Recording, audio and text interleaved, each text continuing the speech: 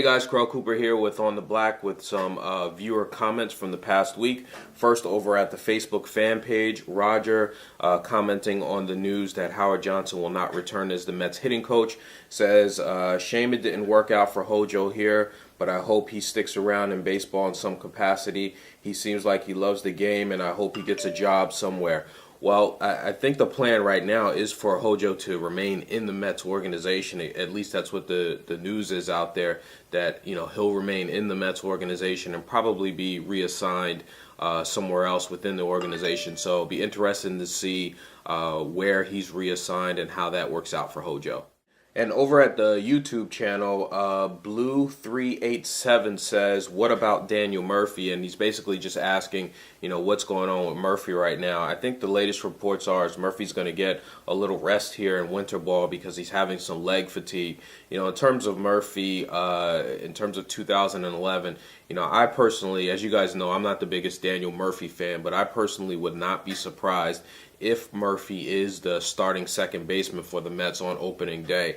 I think the Mets are going to give him every chance possible to try to win the second base position. And if he hits and if he, is serviceable in the field, again, I wouldn't be surprised if he is the Mets second baseman next year. Obviously, Ruben Tejada's still around, and then there's still the huge question mark of Luis Castillo, who is, as I make this video, is still on the Mets roster. I hope he's not there going into spring training, but he's still on the Mets roster now. So we'll see what happens with Murphy.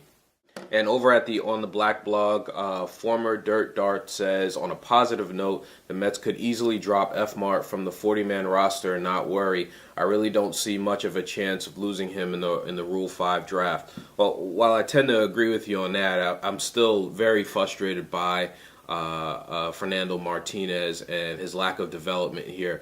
If you think about it, if he was injury-free throughout his entire professional career so far, he probably would be considered as an option for the Mets in competing on the Mets for a roster spot at the major league level this year. But because of all the injuries he's had in the past and his lack of development due to the injuries, the Mets can't even consider him in any future plans right now for 2011 and beyond that, in my opinion, until he shows that he's healthy. So again, with someone that we've heard has so much talent, just very frustrating that he just can't seem to stay on the field on a consistent basis.